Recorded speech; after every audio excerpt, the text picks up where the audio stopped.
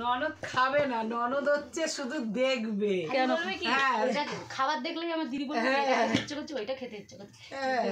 ভিডিওর সামনে যখন আসবে তখন বলবে কি এরা খালি খেয়েই যাচ্ছে।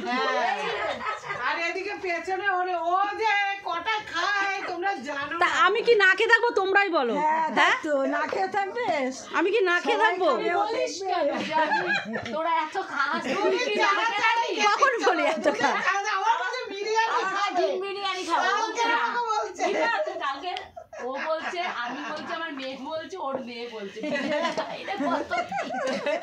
কতদিন বিরিয়ানি খাই না। বিরিয়ানি মানটা খাওয়াবে।